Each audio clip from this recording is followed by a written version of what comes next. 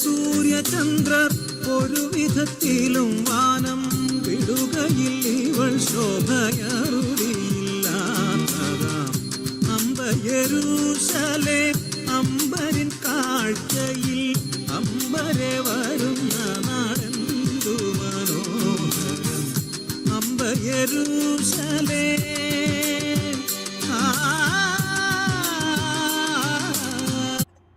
ത്രിയേക ദൈവത്തിൻ്റെ സ്തുതി. നമുക്കറിയാമല്ലോ, കുറച്ച് നാളുകളായിട്ട് നമുക്കിങ്ങനെ കൂടി വരുവാനായിട്ട് കഴിഞ്ഞില്ല. എങ്കിലും സ്വർഗത്തിലെ ദൈവം കൃപ ചെയ്ത് വീണ്ടും ഇവണ്ണം കൂടി വരുവാൻ കർത്താവ് അനുവദിച്ചതിനായിട്ട് നമുക്കെല്ലാവർക്കും പ്രാർത്ഥനയോടുകൂടി ഇരിക്കാം. ഈ കുടിവരവ് ദൈവനാമ മഹത്വത്തിനായി തീരണം. നമുക്ക് ഓരോരുത്തർക്കും ഇത് അനുഗ്രഹത്തിനായിട്ട് തീരണം. ഇവിടെ ചിലവഴിക്കുന്ന ആ ഓരോ നിമിഷങ്ങളും അത് അനുഗ്രഹത്തിൻ്റെ അനുഭവത്തിൽ ആയിത്തീരുവാൻ നമ്മളെല്ലാവരും ഏറെ പ്രാർത്ഥനയോടുകൂടി ഇരിക്കണമേ എന്ന് മുന്നമേ ഓർപ്പിക്കുകയാണ്. ഇത്രയും പേരെയും കർത്താവ് കൂട്ടി വരുത്തിയല്ലോ. ഞാൻ നേരെ എൻ്റെ ശുശ്രൂഷയിലേക്ക് കടപ്പാനായിട്ട് ആഗ്രഹിക്കുകയാണ്. ഇന്ന് രാത്രി കാലത്തെ ചിന്തയ്ക്കായിട്ട് അപ്പോസ്തല പ്രവൃത്തികൾ 2-ാം അധ്യായം അതിൻ്റെ 42-ാമത്തെ വാക്യം അടിസ്ഥാനമാക്കി ധ്യാനിപ്പാന് ചിന്തിപ്പാനായിട്ട് കർത്താവിൽ ശരണപ്പെടുകയാണ്. അപ്പോസ്തല പ്രവൃത്തികൾ 2-ാം അധ്യായം അതിൻ്റെ 42-ാമത്തെ വാക്യം. അവർ അപ്പോസ്തലന്മാരുടെ ഉപദേശം കേട്ടും കൂട്ടായ്മ ആചരിച്ചും അപ്പം നുറുക്കിയും പ്രാർത്ഥന കഴിച്ചും പോന്നു. നമുക്ക് ഒരു നിമിഷം കൂടി നമ്മുടെ കണ്ണുകളെ അടയ്ക്കാം. നമുക്ക് പ്രാർത്ഥിക്കാം. നമുക്ക് എല്ലാവർക്കും പ്രാർത്ഥിച്ചുകൊണ്ടിരിക്കാം. ക്രിസ്തുയേശുവിൽ കൂടി ഞങ്ങളോടാതെ സ്നേഹിക്കുന്ന ഞങ്ങളുടെ സ്വർഗീയ പിതാവാം ദൈവമേ, വാഴ്ത്തപ്പെട്ട അനുഗ്രഹിക്കപ്പെട്ട സമയത്തിനായിട്ട് കർത്താവെ ഞങ്ങളങ്ങേ സ്തുതിക്കുന്നു, സ്തോത്രം ചെയ്യുന്നു. ഇന്ന് അവിടുത്തെ ഹിതപ്രകാരം ഇവണ്ണം കുടിയൊരുവാൻ കർത്താവ് അനുവദിച്ചല്ലോ. നന്ദി കർത്താവെ. ഈ ചെറിയ കൂട്ടത്തോട് കർത്താവ് മനസ്സലിയണം. ഇന്ന് ആ സ്വർഗീയ ആലോചനകള് അവിടുന്ന് പകർന്നു തന്ന് ഞങ്ങളെ അനുഗ്രഹിക്കണം. ഇന്ന് ആ വായിച്ച വചനഭാഗം കർത്താവ് വാഴ്ത്തി നുറുക്കി 30, 60, 100 മേനിയായി തന്ന് അനുഗ്രഹിക്കണം. ഈ കൂടി വന്ന എല്ലാവരും കർത്താവ് അനുഗ്രഹിക്കണം. നേതൃത്വം കൊടുക്കുന്ന മകനെ അനുഗ്രഹിച്ചാട്ടെ. ഇതിൽ വചനം ധ്യാനിച്ച മകള്, ആത്മീയ ഗീതം പങ്കുവെച്ചവര്, അവരെല്ലാം ഓർത്ത് പ്രാർത്ഥിക്കുന്നു. ആ കൂടി വന്ന എല്ലാവരും അവരെ കുടുംബമായിട്ട് കർത്താവ് അനുഗ്രഹിക്കണം. സമാപന ശുശ്രൂഷയ്ക്കായിട്ട് ഒരുങ്ങുന്ന അവരെ പറ്റി ഓർത്ത് പ്രാർത്ഥിക്കുന്നു. അടിയന് കർത്താവിന്റെ കരങ്ങളിലേക്ക് തരുന്നു. സൂക്ഷിപ്പാനുള്ള കൃപ തരണം, ബലം തരണം, ശക്തി തരണം, യോഗ്യത തരണം.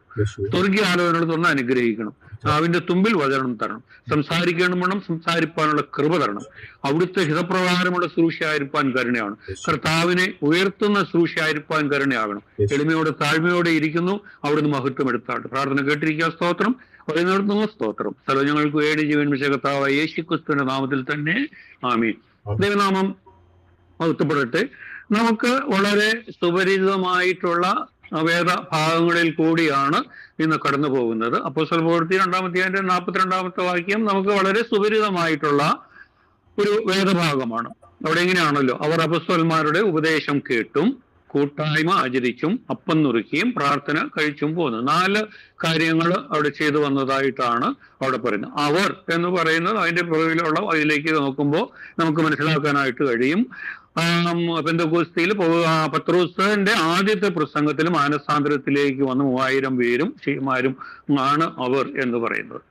അവര് അപ്പോസ്തലന്മാരുടെ ഉപദേശം കേട്ടും കൂട്ടായ്മ ആചരിച്ചും അപ്പം നുറുക്കിയും പ്രാർത്ഥന കഴിച്ചും പോന്നു. 4 കാര്യങ്ങൾ ചെയ്തു. അതില് ഇന്ന് കൂട്ടായ്മ എന്ന് പറയുന്ന ആ ഒരു കാര്യത്തെക്കുറിച്ച് മാത്രമാണ് ചിന്ത. അതിന് മാത്രമേ നമുക്ക് സമയം കിട്ടുള്ളൂ. ആ കൂട്ടായ്മ എന്നതിനെ കുറിച്ച് മാത്രം ചിന്തിപ്പാനായിട്ട് കർത്താവിൽ ശരണപ്പെടുകയാണ്. നമുക്കറിയാം, ലോകത്തിൽ പല വിധത്തിലുള്ള കൂട്ടായ്മകളുണ്ട്. പക്ഷേ ദൈവ മക്കളുടെ കൂട്ടായ്മ, നമ്മളിവിടെ ഉദ്ദേശിക്കുന്നത് ദൈവ മക്കളുടെ കൂട്ടായ്മയാണ്. ആ ദൈവ മക്കളുടെ കൂട്ടായ്മയുടെ പ്രത്യേകത, ആ ദൈവമക്കൾ യോഹന്നാന്റെ സുവിശേഷം 1-ാമത്തെ 12-ാമത്തെ വാക്യത്തിലാണ്. അവനെ കൈക്കൊണ്ട് അവനിൽ വിശ്വസിക്കുന്ന ഏവർക്കും ദൈവ മക്കൾ ആകുവാനുള്ള അധികാരം തന്നിരിക്കുകയാണ്. അപ്പോ ആ ദൈവമക്കളാകുവാൻ ആയിട്ടുള്ളത്, ഒന്ന് അവനെ കൈക്കൊള്ളണം, അവനിൽ വിശ്വസിക്കണം. അവനെ കൈക്കൊണ്ട് അവനിൽ വിശ്വസിക്കുന്നവർ.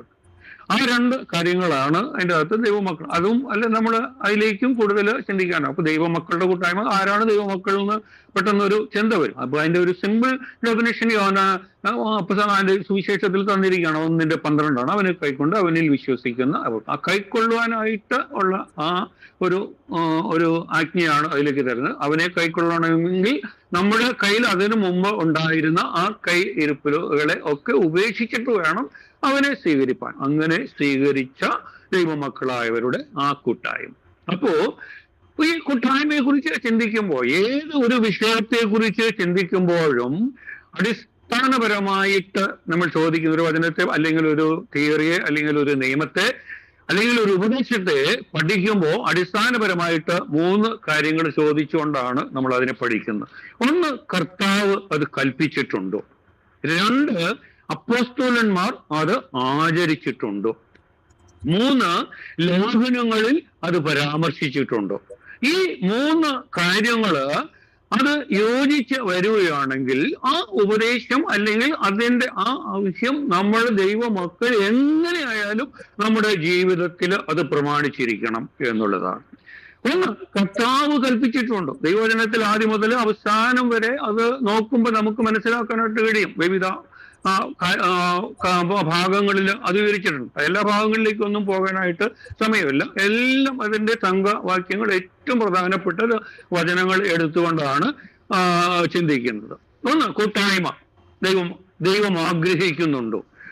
ഉൽപ്പത്തി പുസ്തകം 2-ാമത്തെ വാക്യം നമുക്ക് സുപരിതമായിട്ടുള്ള വാക്യമാണ്. മനുഷ്യനേകനായിരിക്കുന്നത് നന്നല്ല, ദൈവം പറയാണ്. അതുകൊണ്ട് ഒരു തക്ക തുണയെ കൊടുത്തിരിക്കുകയാണ്. വിവാഹത്തോടുള്ള ബന്ധത്തിൽ ആണ് എങ്കിലും ആത്മീയ കൂട്ടായ്മയെയും അത്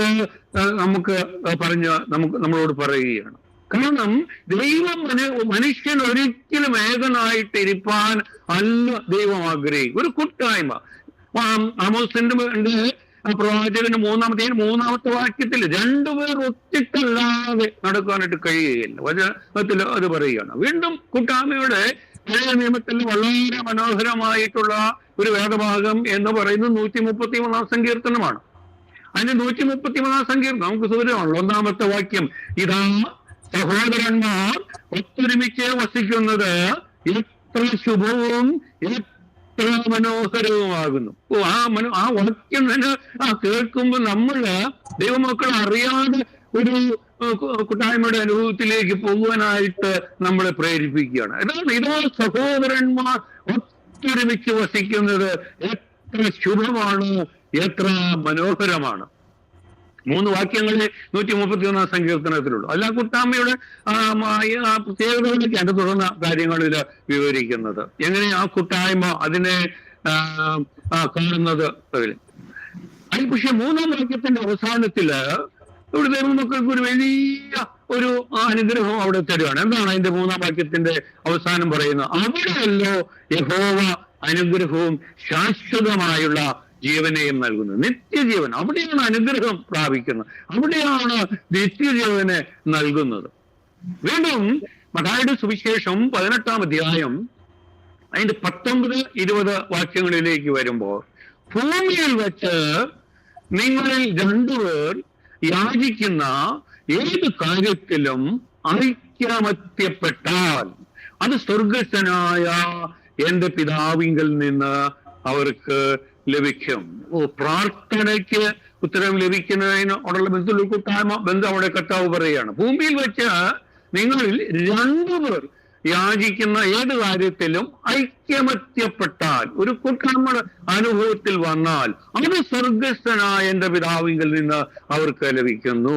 അപ്പൊ ഏത് കാര്യത്തിലും നമ്മൾ ഒരു ഐക്യമത്യത്തിന്റെ അനുഭവത്തിൽ വന്നാൽ സ്വർഗത്തിൽ പിതാവിൽ നിന്ന് നമുക്ക് ലഭിക്കും എന്നുള്ള വാഗ്ദത്തങ്ങളിൽ വിശ്വസ്തൻ, വാക്ക് മാറാത്തവന്റെ ഒരു വാഗ്ദാനമാണത്. അതിൽ നമ്മൾ ചെയ്യേണ്ടത് ഐക്യമത്യപ്പെടുക എന്നുള്ള, പ്രാർത്ഥനയിൽ ഐക്യമത്യപ്പെടുക. കൂടുതൽ പേരുടെ കാര്യമൊന്നും കർത്താവ് പറഞ്ഞു 2-3 പേർ എന്നാണ് പറഞ്ഞിരിക്കുന്നത്. അതിൽ അടുത്ത വാക്യമാണ് 20-ാമത്തെ വാക്യമാണ്, 2-3 പേർ എന്റെ നാമത്തിൽ കൂടി വരുന്നിടത്തൊക്കെയും ഞാൻ അവരുടെ നടുവിലുണ്ട് എന്നും ഞാൻ നിങ്ങളോട് പറയുന്നു. ആ 19-ാമത്തെ വാക്യത്തിനോട് ചേർത്ത് കർത്താവ് പറയാണ്, എന്നും ഞാൻ നിങ്ങൾ അങ്ങനെയും കൂടി ഞാൻ പറയുന്നുണ്ട് എന്ന് അവിടെ പറയാം. അവിടെ എന്താണ്? 2-3 പേർ എന്റെ നാമത്തിൽ കൂടി വരുന്നിടത്തേക്കെയും ഞാൻ അവരുടെ നടുവിലുണ്ട്. കർത്താവ് നമ്മുടെ നടുവിൽ. നമുക്കറിയാം കർത്താവ് നടുവിൽ വന്നാൽ എന്തൊക്കെയാണെന്ന് ദൈവവചനത്തില് അനേക ഭാഗങ്ങളിൽ അത് പറയുന്നുണ്ട്. ശിഷ്യന്മാരുടെ മധ്യത്തില്, പരിഭവിച്ച് പേടിച്ചിരിക്കുന്നവരുടെ മധ്യത്തില് ഒക്കെ കർത്താവ് വന്നിട്ട് അവർക്ക് സമാധാനത്തെ ആണ് അവിടെ കൊടുക്കുന്നത്, ഒരു വിടുതൽ അവിടെയാണ് കൊടുക്കുന്നത്, ഒരു സന്തോഷമാണ് അവിടെ കൊടുക്കുന്നത്. കർത്താവിന്റെ സാമീപ്യം നമുക്ക് എന്താണ്, നമുക്ക് എന്ത് അനുഗ്രഹമാണ് ലഭിക്കുന്നത് എന്നൊക്കെ അവിടെ നമുക്ക് മനസ്സിലാക്കാനായിട്ട് കഴിയും. കർത്താവ് ഒന്ന് നമ്മുടെ നടുവിൽ വരികയാണ്, നമ്മുടെ മധ്യ വരികയാണ്. അവിടെ എന്താണ് അവിടെയും പറഞ്ഞിരിക്കുന്നത്? അവിടെയും ഒരു കാര്യം 19-ാമത്തെ വാക്യത്തിൽ ഐക്യമാത്യപ്പെടാനായിട്ട് പറയുന്നതാണെങ്കിൽ ഇവിടെ പറയുന്ന 2-3 പേർ കൂടി വരുന്നത് എങ്ങനെയെങ്കിലും ഒന്നും കൂടി വന്നാൽ പോരാം. എന്ത് നാമത്തിൽ കൂടി വരണം? കർത്താവിന്റെ നാമത്തിൽ കൂടി വരണം. കർത്താവിന്റെ നാമത്തിൽ കൂടി വരിക എന്ന്. കർത്താവിന്റെ നാമത്തിന് വലിയ വിലയുണ്ട്. അതിനെല്ലാ കാര്യങ്ങളും ചിന്തിക്കാൻ സമയമില്ല. പക്ഷേ ഈ കർത്താവിന്റെ നാമത്തിൽ കൂടി വരിക, കർത്താവിന്റെ നാമത്തിൽ കൂടി വരിക എന്ന് പറഞ്ഞാൽ എന്താണ്? പലരും വിചാരിച്ചിരിക്കുന്നത് കർത്താവ് യേശു കർത്താവ് സ്തോത്രം, പ്രൈസ് ദി ലോർഡ്, യേശു കർത്താവിനെ സ്തുതിച്ചുകൊണ്ട് യേശു കർത്താവെ നന്ദി, യേശു കർത്താവെ സ്തോത്രം സ്തോത്രം എന്ന് പറഞ്ഞ് കർത്താവ് യേശുവിന്റെ നാമം ഇങ്ങനെ ഉരുവിട്ടുന്നതാണ് യേശുവിന്റെ നാമത്തിൽ കൂടി വരിക എന്നാണ് അനേകര് വിചാരിച്ചിരിക്കുന്നത്. പക്ഷേ എന്റെ നാമത്തിൽ കൂടി വരിക എന്ന് പറഞ്ഞാൽ അവന്റെ നാമം എടുക്കുക എന്നുള്ളതല്ല. അവന്റെ നാമം വൃഥാ എടുത്തു കൂടി വന്നവരുണ്ട്. അതായത് സുവിശേഷം 7-ാം അധ്യായത്തിലേക്ക് നോക്കുമ്പോ അവിടെ കർത്താവ് അവിടെ പറയുന്നുണ്ട്, കർത്താവിന്റെ നാമത്തിൽ അത്ഭുതങ്ങൾ പ്രവർത്തിച്ചവര്, വീരപ്രവൃത്തികള് പ്രവർത്തിച്ചവര് കർത്താവ് അറിയുന്നില്ല എന്ന് പറയുന്നുണ്ട്. കാരണം അവിടെ കർത്താവിന്റെ ഹിതപ്രകാരം അല്ല അവിടെ അത്ഭുതം പ്രവർത്തിച്ചതും കൂടി വന്നതും എന്ന് അത് നമുക്ക് അവിടെ മനസ്സിലാക്കാനായിട്ട് കഴിയും. അപ്പോ യേശു കർത്താവിന്റെ നാമത്തിൽ കൂടി വരിക എന്ന് പറഞ്ഞാൽ അത് നമ്മുടെ ക്വാളിറ്റി അല്ലെങ്കിൽ നമ്മുടെ ക്യാരക്ടർ അല്ലെങ്കിൽ നമ്മുടെ സ്വഭാവം ആണ് അതിനെ കാണിക്കുന്നത്. നമ്മൾ ലോകപ്രകാരം ചില കാര്യങ്ങൾ ചിന്തിക്കുകയാണെങ്കിൽ നേരത്തെ ഈ അടുത്ത കാലത്ത് ഇന്ത്യൻ ബേക്കറി എന്ന് പറയുന്നത് അത് നിന്നുപോയി. പക്ഷെ അതിനു മുമ്പ് ഇന്ത്യൻ ബേക്കറിയുടെ പ്രതാപകാലത്ത് ബ്രെഡ് എന്ന് പറഞ്ഞാൽ ഇന്ത്യൻ ബേക്കറിയുടെ ബ്രെഡാണ് നമ്മൾ ഈ പ്രദേശത്ത് ഉള്ളവർ ഏറ്റവും കൂടുതൽ. അത്രയും നല്ല ഒരു ബ്രെഡില്ല. അപ്പോ ബ്രെഡ് എന്ന് നോക്കുമ്പോൾ അതിന്റെ ആ നാമം, അതിന്റെ മേക്ക് നാമം നോക്കും ഇന്ത്യൻ ബേക്കറിയുടെ പേരില്ല. അപ്പോ ആ പേര് വരുന്ന ബ്രെഡിന് അതിന്റെ ക്വാളിറ്റി ഏറ്റവും ഉന്നതമായിരിക്കും, രുചികരമായിരിക്കും എന്ന് നമുക്ക് എല്ലാവർക്കും. അത് എങ്ങനെ മനസ്സിലാക്കുന്നത്? ചുമ്മാ ബ്രെഡ് അതിന്റെ നെയിം, അതിന്റെ ബ്രാൻഡ് നെയിം നോക്കിയാണ്.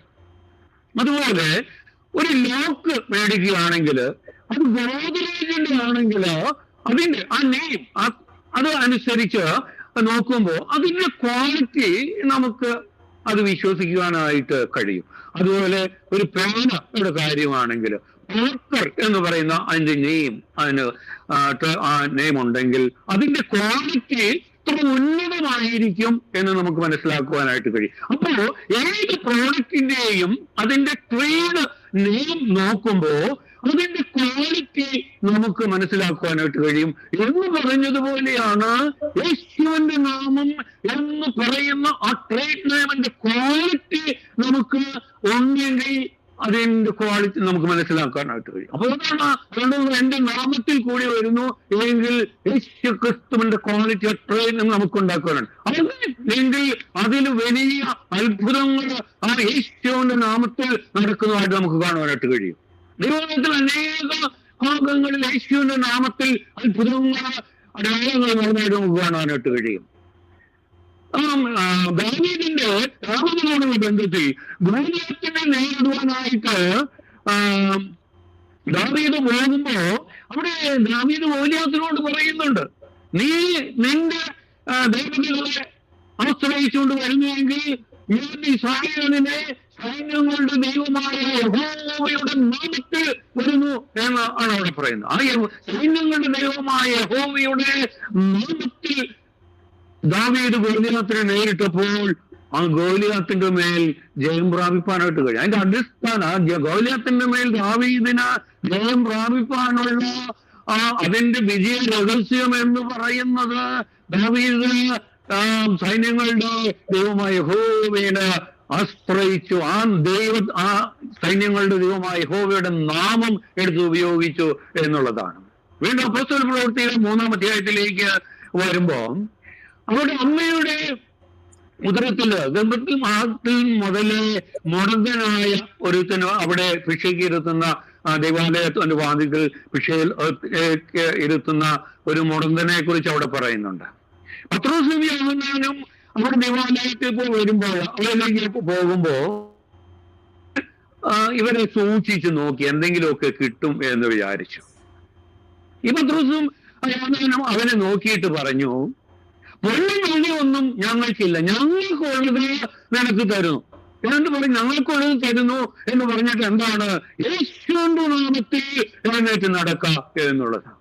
അവർക്ക് ഉള്ളത് യേശുവിന്റെ നാമമാണ് അവർക്കുള്ളത്. അപ്പൊ യേശുവിന്റെ നാമത്തിൽ എഴുന്നേറ്റ് നടക്കുക എന്ന് പറഞ്ഞു കഴിഞ്ഞപ്പോൾ ഒരു തുള്ളിക്കാടി എഴുന്നേറ്റ് നടന്നതായിട്ട്. അപ്പൊ യേശുവിന്റെ നാമത്തിൽ അത്ഭുതങ്ങളും അടയാളങ്ങളും യുദ്ധങ്ങൾ ജയിക്കുവാൻ, പോരാട്ടങ്ങൾ ജയിക്കുവാൻ ആ നാമത്തില്. അപ്പോൾ യേശുവിന്റെ നാമത്തിൽ ദൈവ മക്കൾ കൂടി വന്നാൽ നമുക്കറിയാം.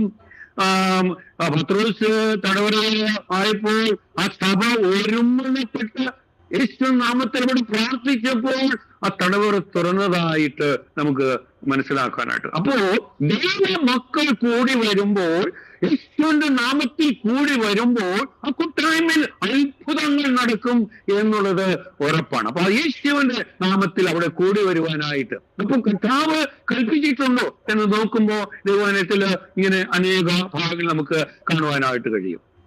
വീണ്ടും നമ്മൾ ചിന്തിക്കുന്നത് അപ്പോസ്തലന്മാർ ആചരിച്ചിട്ടുണ്ടോ എന്നുള്ളതാണ്.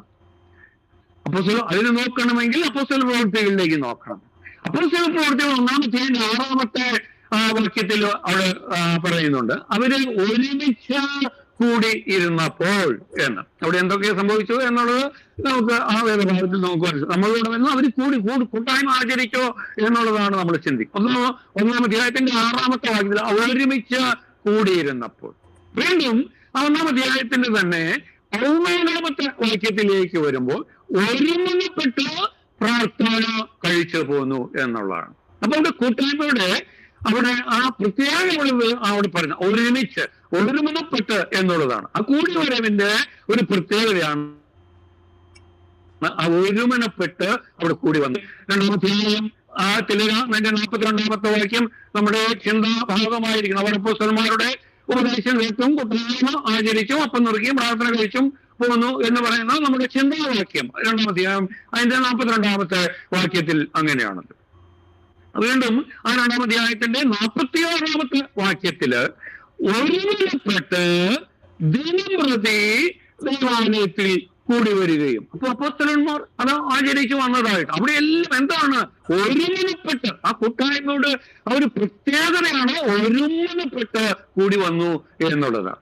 വീണ്ടും അപ്പോസ്തല പ്രവൃത്തി 4-ാം അധ്യായം അതിന്റെ 32-ാമത്തെ വാക്യത്തിലേക്ക് വരുമ്പോ വിശ്വസിച്ചവരുടെ കൂട്ടം ഏക ഹൃദയവും ഏക മനസ്സും ഉള്ളവരായിരുന്നു. തനിക്കുള്ളത് ഒന്നും സ്വന്തം എന്ന് ആരും പറഞ്ഞില്ല, സകലവും അവർക്ക് പൊതുവായിരുന്നു. ഈ ഓരോ ഭാഗത്തേക്ക് ചിന്തിച്ച് വരുമ്പോ ഈ കൂട്ടായ്മയെ ആത്മീയ പ്രത്യേക ലോക പ്രകാരമുള്ള കൂട്ടായ്മയിൽ നിന്ന് ആത്മീയ കൂട്ടായ്മയുടെ പ്രത്യേകതകൾ ഈ ഓരോ ഭാഗമായിട്ട് ചിന്തിച്ചു വരുമ്പോൾ അതിന്റെ പ്രത്യേകതകൾ നമുക്ക് മനസ്സിലാക്കാനായിട്ട് കഴിയുന്നുണ്ട്. ഇവിടെ എന്താണ്?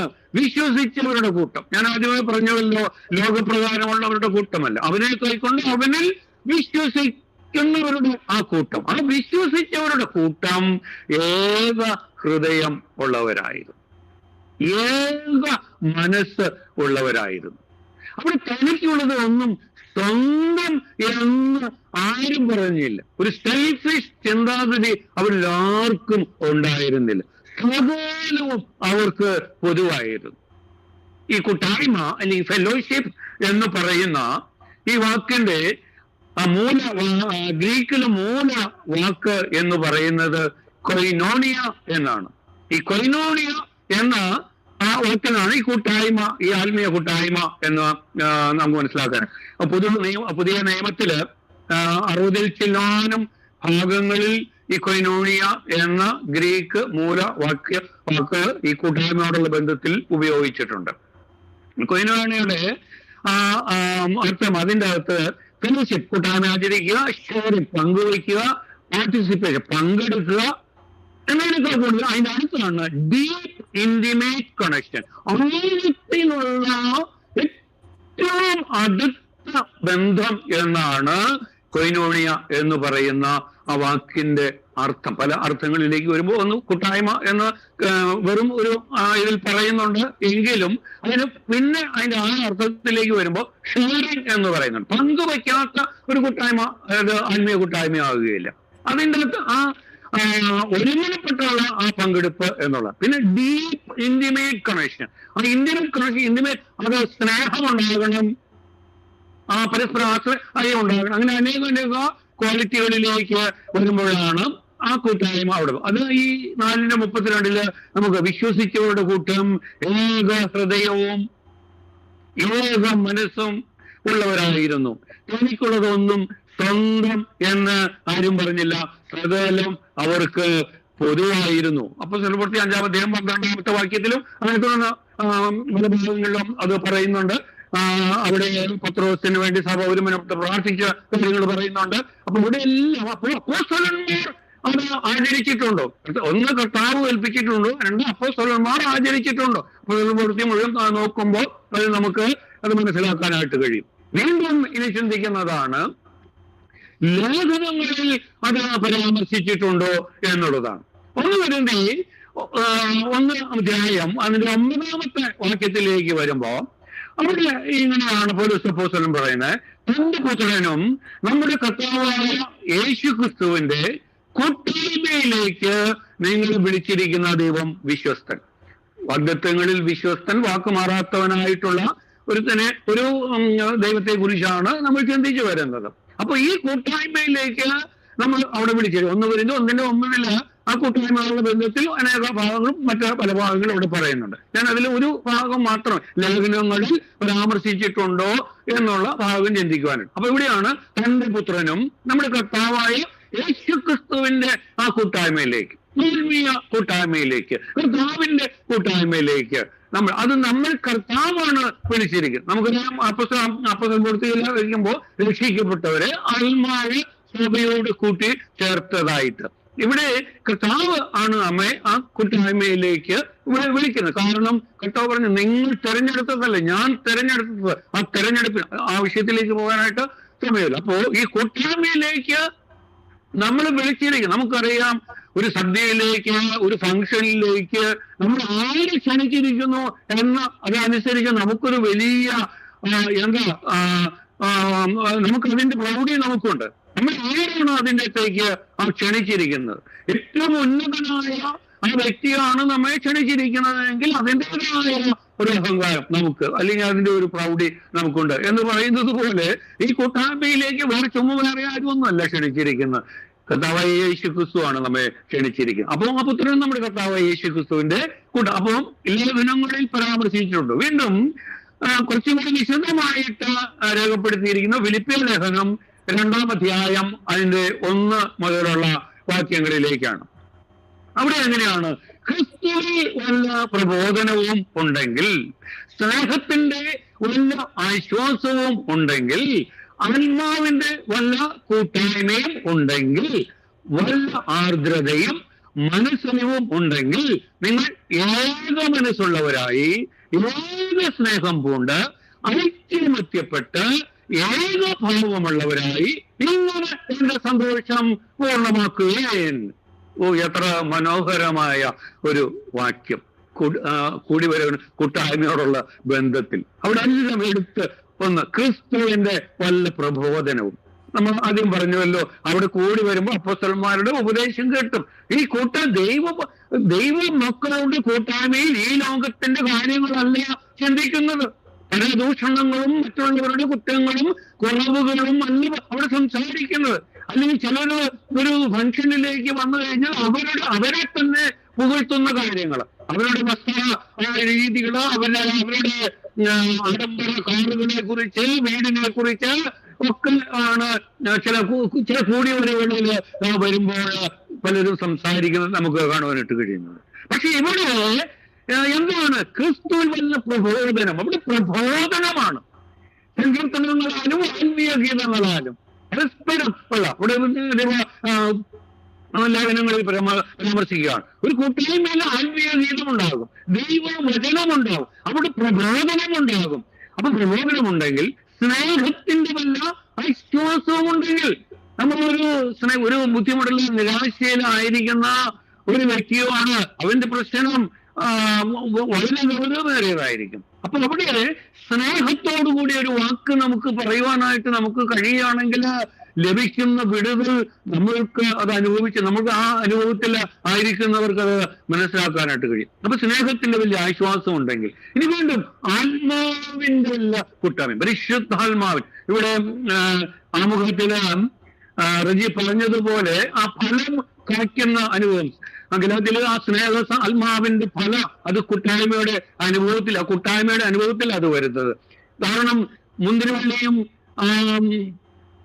ശോകകളും അത് ആ മുന്തിരിവള്ളി വസിച്ചിട്ടല്ലാതെ ഫലം കായ്ക്കാനായിട്ട് കഴിയില്ല. കർത്താവുമായിട്ടുള്ള അഭേദ്യമായ ആ ഒരു ബന്ധം ഇല്ലാതെ ഇവിടെ പ്രബോധനം ഉണ്ടാകാനായിട്ട് കഴിയില്ല, സ്നേഹം ഉണ്ടാകാനായിട്ട് കഴിയില്ല, വിശ്വാസം പകർന്നു കൊടുക്കാനായിട്ട് കഴിയില്ല. അപ്പോ ആ ക്രിസ്തുവിൽ വല്ല പ്രബോധനം ഉണ്ടെങ്കിൽ, സ്നേഹത്തിന്റെ വലിയ വിശ്വാസമുണ്ട്, ആത്മാവിന്റെ വല്ല കൂട്ടായ്മയുണ്ടെങ്കിൽ വല്ല ആർദ്രത എന്ന് പറയുന്ന കാരുണ്യമാണ്. ആർദ്രതയും മനസ്സലിവും ഉണ്ടെങ്കിൽ നിങ്ങൾ ഏക മനസ്സുള്ളവരായി ഏക സ്നേഹം കൊണ്ട് ഐക്യമത്യപ്പെട്ട് ഏക ഭാവമുള്ളവരായി ഇങ്ങനെ എന്റെ സന്തോഷം പൂർണ്ണമാകും. ഇന്ന് ധ്യാന സങ്കീർത്തനം അവസാനിച്ചത് അങ്ങനെയാണ്. സന്തോഷം പൂർണ്ണമാക്കുന്ന സങ്കീർത്തനക്കാരന്റെ അനുഭവം പറഞ്ഞുകൊണ്ടാണ് ഇന്ന് വത്സ ധ്യാനിച്ച സങ്കീർത്തനത്തില് അങ്ങനെയാണ്. അപ്പോ നമുക്ക് ആത്മീയ മക്കൾക്ക് സന്തോഷം പൂർണ്ണതയുടെ അനുഭവത്തില് ആകണമെങ്കിൽ അത് ആത്മീയ കൂട്ടായ്മയുടെ അനുഭവത്തിലാണ്. അതിൽ അനേകം കാര്യങ്ങളാണ് അതിന്റെ പ്രത്യേകത അതവിടെ പറഞ്ഞത്. അവിടെ എല്ലാം ഏക അല്ലെങ്കിൽ ഐക്യമത്യപ്പെട്ട് എന്നുള്ളത്. കാരണം നമ്മൾ ഒരു പിതാവിന്റെ മക്കളാണ്, ഒരേ ഭക്ഷണം കഴിക്കുന്നവരാണ്, ഒരേ ആത്മാവിനെ പ്രാപിച്ചവരാണ്. എല്ലാവർക്കും നമുക്ക് ഒരു കോമൺ ഒത്തിരി സ്വഭാവ വിശേഷണങ്ങളുണ്ട്. അതിലേക്കൊന്നും പോകാനായിട്ട് സമയമില്ല, സമയം വളരെ കുറവാണല്ലോ. അപ്പൊ ഇവിടെ ഫിലിപ്പിയർ 1 മുതൽ 10 വരെയുള്ള വാക്യങ്ങൾ നിങ്ങൾ അവർ ചിന്തിക്കുകയാണെങ്കിൽ കുറച്ചും കൂടി അത് കൂട്ടായ്മയിൽ നമ്മുടെ ഭാവം എന്തായിരിക്കണം? ക്രിസ്തുവിന്റെ ഭാവം തന്നെ നമ്മളുണ്ടാകണം. ആ താഴ്മ അവിടെ കർത്താവ് തന്നെ താൻ താഴ്ത്തിയത് ദൈവത്തിന്റെ ആ സ്ഥാനവും അധികാരവും ഒക്കെ ഉണ്ടായിട്ടും അതൊന്നും മുറുകെ പിടിക്കാതെ തന്നെ താനെ താഴ്ത്തി കുരിശിലെ മരണത്തോളം താഴ്ത്തി എന്നൊക്കെ പറയുന്ന വേദഭാഗം. അപ്പോൾ നമ്മൾ ഒരു കൂട്ടായ്മയിലേക്ക് വരുമ്പോൾ നമുക്ക് താഴ്മയുടെ അനുഭവത്തിലേക്കൊക്കെ വരുവാനായിട്ട് കഴിയുവാനും. വീണ്ടും കൂട്ടായ്മയോടുള്ള ബന്ധത്തിൽ വളരെ മനോഹരമായിട്ടുള്ള ഒരു വേദഭാഗമാണ് 1 യോഹന്നാൻ അതിന്റെ 1-ാം അധ്യായത്തിന്റെ 3 മുതൽ 7 വരെയുള്ള വാക്യങ്ങൾ. എല്ലാ ഭാഗങ്ങളും ചിന്തിക്കാൻ സമയമില്ല, ഞാൻ വേഗം ആ ഭാഗം ഒന്ന് വായിച്ചു പോവുകയാണ്. അവിടെ ഞങ്ങൾ കണ്ടും കേട്ടുമുള്ളത് നിങ്ങൾക്ക് ഞങ്ങളോട് കൂട്ടായ്മ ഉണ്ടാവേണ്ടതിന് നിങ്ങളോടും അറിയിക്കുന്നു. കർത്താവിനെ അവിടെ കണ്ടും കേട്ടുമുള്ള ആ കാര്യങ്ങൾ അറിയിക്കുന്നത് എന്തിനാണ്? ഇവിടെ അപ്പോസ്തലൻ പറയുകയാണ്, അത് കൂട്ടായ്മ ഉണ്ടാകാൻ വേണ്ടിയിട്ടാണ്. നിങ്ങളോട് അറിയിക്കുന്നു. ഞങ്ങളുടെ കൂട്ടായ്മയോ എന്ന് പറയാം പിതാവിനോടും അവന്റെ പുത്രനായ യേശു ക്രിസ്തുവിനോടും ആകുന്നു. നമ്മുടെ സന്തോഷം പൂർണ്ണമാകുവാൻ നിങ്ങൾ കേൾക്കും. ഫിലിപ്പിയ ലേഖനത്തിലും ഇത് തന്നെയാണല്ലോ പറഞ്ഞ്, സന്തോഷം പൂർണ്ണമാകും. ഒരു കൂട്ടായ്മയില് നമ്മുടെ സന്തോഷം അവിടെ പൂർണ്ണമാകണം, പൂർണ്ണതയുടെ അനുഭവത്തിലേക്ക് വരുവാനായിട്ട് കഴിയണം. അപ്പൊ ഇവിടെ ആ കൂട്ടായ്മ അതാരോടാണ്, അതെങ്ങനെയാണ് അവിടെ അതിന്റെ ഉദ്ദേശം എന്ന് അതിന്റെ 6-ാമത്തെ വാക്യത്തിലൂടെ അവനോട് കൂട്ടായ്മ ഉണ്ട് എന്ന് പറയുകയും ഇരുട്ടിൽ നടക്കുകയും ചെയ്താൽ നാം പോഷ്ക്ക് പറയുന്നു, സത്യം പ്രവർത്തിക്കുന്നുമില്ല. അവൻ വെളിച്ചത്തിൽ ഇരിക്കുന്നു, അതുപോലെ നാം വെളിച്ചത്തിൽ നടക്കുന്നു എങ്കിൽ നമുക്ക് തമ്മിൽ കൂട്ടായ്മ ഉണ്ട്. അത് സമയം ആ വെളിച്ചത്തിന്റെ അനുഭവത്തിൽ അത് വിവരിക്കാൻ ഒത്തിരി സമയമില്ല. അത് ഭാഗത്തിന് അടുത്ത ഭാഗത്ത് അതിന്റെ കാര്യങ്ങളാണ് പറയുന്നത്. വെളിച്ചത്തിൽ ഇരിക്കുക എന്ന് പറഞ്ഞാൽ ദൈവഹിതം അനുസരിച്ച് പാപത്തെ ഉപേക്ഷിച്ച് ജീവിക്കുക എന്നുള്ളതാണ്.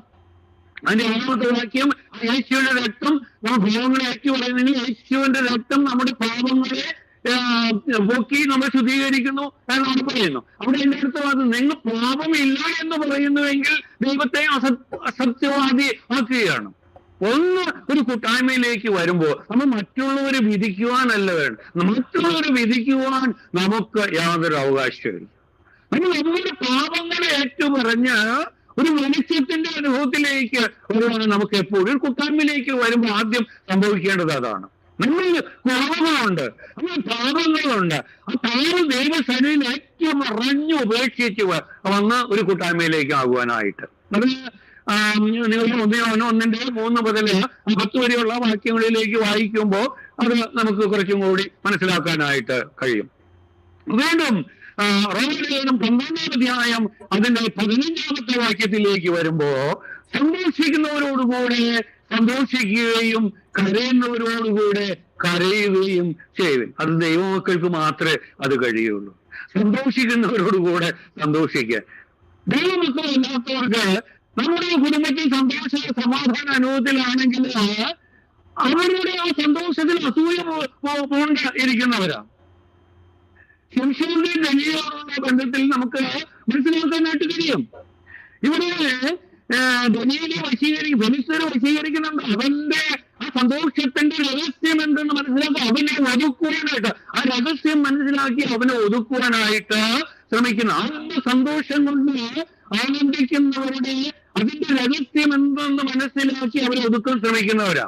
അവരോടൊപ്പം സന്തോഷിക്കാൻ ശ്രമിക്കുന്നവർ വളരെ ദൈവമക്കൾക്ക് മാത്രമേ സന്തോഷിക്കുന്നവരോടുകൂടെ സന്തോഷിക്കാനായിട്ട് കഴിയൂ. കരയുന്നവരോടെ കരയുവാനായിട്ടും അതും ദൈവമക്കൾക്ക് മാത്രമേ കഴിയുള്ളൂ. കരയുന്നവരുടെ കൂടെ മുതലക്കണ്ണീര് കാണിച്ച് കരയുന്ന നമുക്ക് അനേകരെ കാണുവാനായിട്ട് കഴിയും. പക്ഷേ ആത്മാർത്ഥമായി ഹൃദയത്തിൽ നിന്ന് ഹൃദയം നുറുങ്ങി കരയുന്നവരുടെ കൂട്ടായ്മ എന്ന് നമുക്ക് അവിടെ പറയാം. ബുദ്ധിമുട്ട് പ്രയാസത്തിലായിരിക്കുന്നവരോടൊപ്പം കരയുന്നവരുടെ ഒരു കൂട്ടായ്മ. കാരണം എന്താ, നമ്മൾ സന്തോഷം പങ്കുവയ്ക്കുകയാണെങ്കിൽ അത് ഇരട്ടിയായിട്ട് മാറും. സങ്കടം പങ്കുവയ്ക്കുകയാണെങ്കിൽ അത് പകുതിയായിട്ട് മാറും. അതൊരു സൈക്കോളജിക്കൽ ഫാക്റ്റാണ്. പക്ഷേ ഒരു ആത്മീയ കൂട്ടായ്മയിൽ അത് ദൈവമക്കൾക്ക് അത് അനുഭവിക്കാനായിട്ട് കഴിയും. നമുക്ക് പങ്കുവയ്ക്കാൻ ഒരു ആത്മീയ കൂട്ടായ്മയിൽ നമുക്ക് സന്തോഷം കണ്ടെത്തുവാനായിട്ട് കഴിയണം, സമാധാനം കണ്ടെത്തുവാനായിട്ട് കഴിയണം, മറ്റുള്ളവർക്ക് വേണ്ടി പ്രാർത്ഥിക്കാനായിട്ട് കഴിയണം. ഗലാത്യർ 6:2 അതാണ്, തമ്മിൽ ആരങ്ങളുടെ ചുവപ്പിൽ.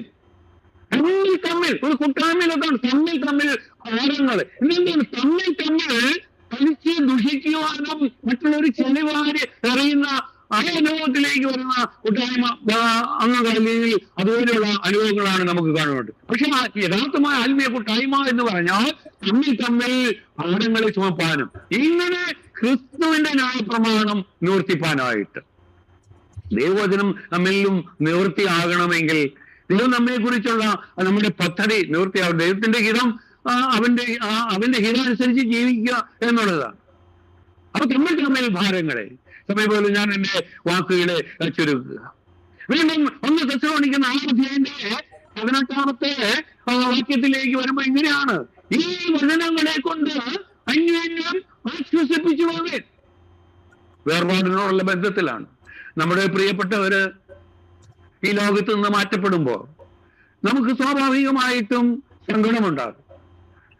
പ്രത്യാശയില്ലാതെ മറ്റുള്ളവരെ പോലെ ദുഃഖിക്കാതിരിക്കണം എന്നൊക്കെ പറയുമ്പോ അവിടെ ദുഃഖമുണ്ട്. ആ ദുഃഖം അനുഭവം വരുമ്പോ അവിടെ ഒരു കൂട്ടായ്മ, ആ കൂട്ടിലെ ദൈവ മക്കൾക്ക് എന്ത് ചെയ്യുവാനായിട്ട് കഴിയും എന്ന് അവിടെ അപ്പോസ്തലൻ പറയുകയാണ്. ഈ വചനങ്ങളെ കൊണ്ട് അന്യോന്യം ആശ്വസിപ്പിച്ചു കൊള്ളുകയും. ഇവിടെ ആശ്വാസം വരണമെങ്കിൽ നമുക്ക് വചനമുണ്ടാകണം, നമ്മിൽ വചനമുണ്ടാകണം, സങ്കീർത്തനം ഉണ്ടാകണം, ആത്മീയ ഗീതങ്ങൾ ഉണ്ടാകണം. അതുകൊണ്ട് ആത്മീയ ഗീതങ്ങളെ കൊണ്ട് ദൈവവചനത്തെ കൊണ്ട്, അതാണ് കൂട്ടായ്മ ഇവിടെ ആചരിക്കുമ്പോൾ അവര് ചുമ്മയല്ല അവിടെ ആചരിച്ചത്. എങ്ങനെയാണ് നമ്മുടെ അപ്പോസ്തലന്മാരുടെ ഉപദേശം കേട്ടും കൂട്ടായ്മ ആചരിച്ചും അപ്പം നുറുക്കിയും പ്രാർത്ഥന കഴിച്ചും പോകുന്നു. അവിടെ ഒരുമനപ്പെട്ട് പ്രാർത്ഥിക്കുന്നുണ്ട്. ദൈവമക്കൾ അന്യോന്യം അത് പ്രാർത്ഥിപ്പാനായിട്ട് കഴിയണം. മറ്റവന്റെ വേദന അല്ലെങ്കിൽ അവന്റെ പ്രശ്നം എന്റെയും പ്രശ്നമായിട്ട് മാറണം.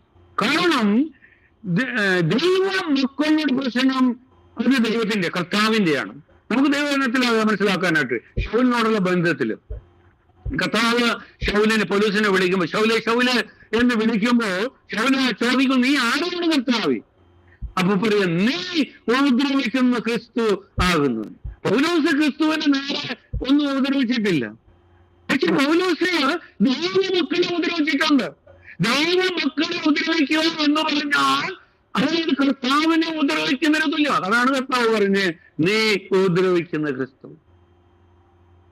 ഒരു ആത്മീയ കൂട്ടായ്മയില്, ആ ക്രിസ്തീയ കൂട്ടായ്മയില് കർത്താവിന്റെ നാമത്തിൽ കൂടി വരുന്ന ആ കൂട്ടായ്മ, ദൈവവചനമുള്ള കൂട്ടായ്മ, പ്രാർത്ഥന ഉള്ള കൂട്ടായ്മ, മറ്റുള്ളവർക്ക് വേണ്ടി പ്രാർത്ഥിക്കുന്ന ഒരു കൂട്ടായ്മ, സന്തോഷിക്കുന്നവരോടുകൂടെ സന്തോഷിക്കുവാനും കരയുന്നവരോടുകൂടെ കരയുവാനും തമ്മിൽ തമ്മിൽ ഭാരങ്ങളെ ചുമപ്പാനും ഒരു ആത്മീയ കൂട്ടായ്മ. ദൈവമൊക്കെ നമുക്ക് ഈ കൂടിയൊരു ചെറുത് എങ്കിലും ആ ഒരു സന്തോഷം, കർത്താവിന്റെ ആ സന്തോഷം നമുക്ക് പൂർണ്ണമാക്കുവാനായിട്ട് ഈ കൂടിയൊരുകള് മുഖാന്തരമാകട്ടെ, നമ്മുടെ ബലപ്പെടുത്തേണ്ട ശക്തീകരിക്കട്ടെ. നമുക്ക് അതിന്റെ തടസ്സമായിരിക്കുന്ന നമ്മുടെ കുറവുകളെ ദൈവസനത്തിലേക്ക് പറഞ്ഞ് ഉപേക്ഷിക്കാൻ സഹായിക്കട്ടെ എന്ന് പ്രാർത്ഥിച്ചുകൊണ്ട് എന്റെ വാക്കുകൾ നിർത്തുന്നു. ദൈവനാമം മാത്രം മഹത്വപ്പെടട്ടെ.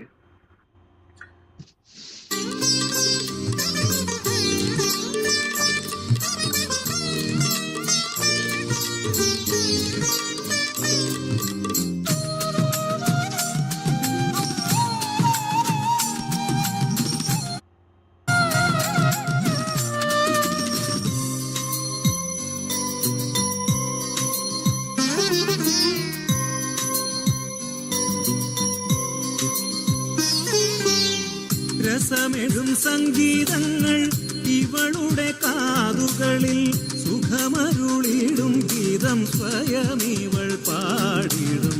കനകവും മുത്തുരത്നം ഇവളണികില്ലെങ്കിലും, സുമുഖിയാം ഇവൾ കണ്ഠം ബഹുരമണീയമാം. അമ്പയരൂശലേം അമ്പരിൻ കാഴ്ചയിൽ, അമ്പരെ വരുന്ന നാളെന്തു മനോഹരം. അമ്പയരൂ